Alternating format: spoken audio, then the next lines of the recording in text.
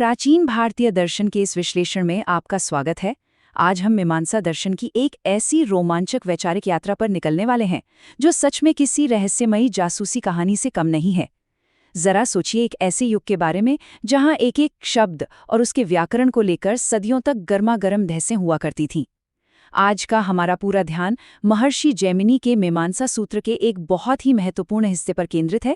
तो चलिए बिना किसी देरी के इस दिलचस्प विषय में गोता लगाते हैं और देखते हैं कि हमारे प्राचीन विद्वान ग्रंथों के इन गहरे रहस्यों को कैसे सुलझाते थे। आगे बढ़ने से पहले आइए जल्दी से देख लेते हैं कि हमारा आज का रास्ता कैसा दिखेगा। पहले हम अनुवाद या स्वतंत्र विधि के विवाद को समझेंगे, फिर सूत्र 2.2.5 के पूर्व पक्ष पर चर्चा करेंगे।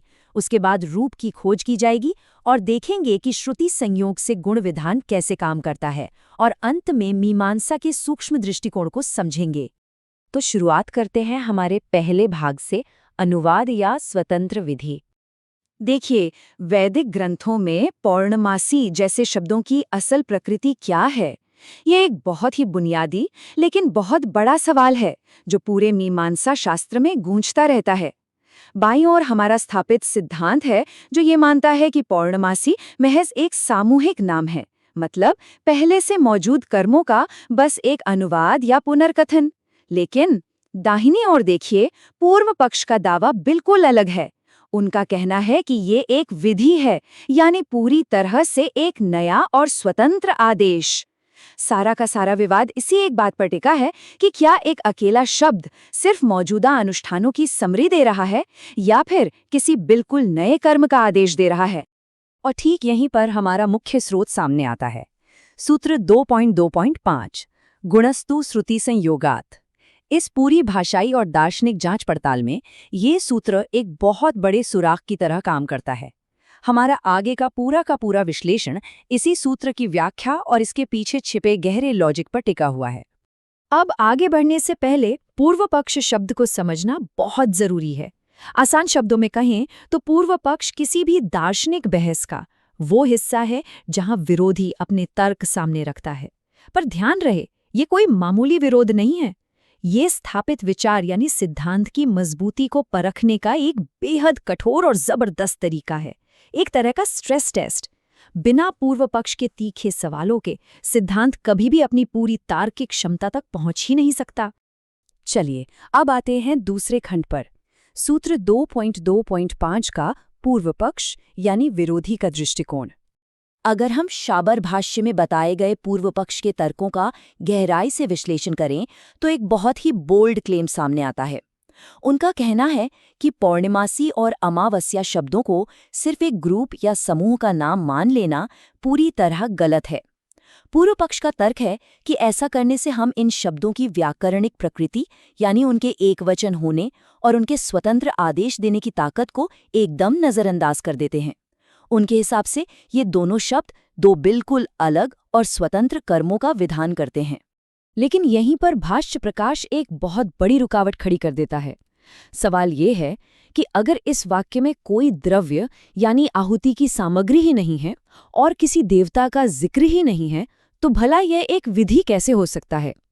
यह एक ऐसा तीखा सवाल है जो सीधा पूर्व पक्ष के सिद्धांत की जड़ पर प्रहार करता है। इस समस्या को सुलझाने के लिए हमें रूप के कॉन्सेप्ट को देखना होगा। मीमांसा शास्त्र के नियम बिल्कुल साफ हैं। किसी भी वैदिक आदेश या विधि को लागू करने के लिए उसका एक रूप होना ही चाहिए, और इस रूप के दो बहुत ही जरूरी हिस्से होते हैं, पहला द्रव्य और दूसरा देवता। अगर ये दोनों नहीं हैं तो कोई अनुष्ठान हो ही नहीं सकता। और मजे की बात यह है कि ठीक यही दोनों वो सबूत हैं जो फिलहाल हमारी इस पहेली से गायब हैं। तो इसी के साथ हम पहुंचते हैं अपने तीसरे खंड पर, रूप की खोज, जहां तलाश होगी गायब द्रव्य और देवता की। अब देखिए, विरोधी के तर्क को साबित करने के लिए हमें उन गायब द्रव्य और देवता को खोजना ही होगा, जिसके लिए एक बहुत ही गहरी बौद्धिक खोजबीन की जरूरत है। समस्या यह है कि हमारे मुख्य वाक्य में दूर दूर तक किसी द्रव्य या देवता का नामो निशान नहीं है। ऐसा लगता है मानो पूर्व पक्ष का तर्क यहीं आकर एक बंद गली में फंस गया हो। भाई, अगर रूप ही नहीं है तो विधि कैसे होगी? अब ये देखना वाकई बहुत एक्साइटिंग है कि हमारे प्राचीन विद्वानों ने इस उलझन को आखिर कैसे सुलझाया। और ठीक इसी पॉइंट पर एंट्री होती है एक बेहद शानदार तरीके की, श्रुति संयोग। अगर इसे आज की भाषा में कहें तो ये क्रॉस रेफरेंसिंग का एक बहुत ही एडवांस्ड और प्राचीन तरीका है। होता यह है कि जब कोई वाक्य अधूरा लगता है तो विद्वान उस गायब हिस्से को खोजने के लिए उसे दूसरे वैदिक वाक्यों के साथ लिंक करते हैं, एक तरह से अलग अलग कड़ियों को मिलाकर पूरा अर्थ निकालना, जो हमें लाता है हमारे चौथे खंड पर, श्रुति संयोग से गुण विधान। आइए इस पूरी प्रक्रिया को एक एक करके डिकोड करते हैं। सबसे पहले मूल वाक्य में रूप की कमी को पहचाना गया। इसके बाद श्रुति संयोग का इस्तेमाल करके दूसरे वाक्यों में उस मिसिंग लिंक की खोज की गई। इस खोजबीन ने सीधा एक नए वाक्य की ओर इशारा किया, पौर्णमास्या माग्नेयोष्टकपालो भवति। और फाइनली इसी वाक्य से वो द्रव्य और देवता मिल गए जिनकी तलाश थी। ये दिखाता है कि वैदिक ग्रंथों को डिकोड करने का उनका तरीका कितना सिस्टमैटिक था। अगर हम इस पूरे समाधान पर गौर करें तो सब शीशे की तरह साफ हो जाता है।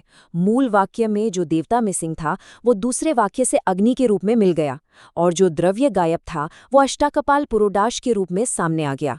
तो निष्कर्ष क्या निकला?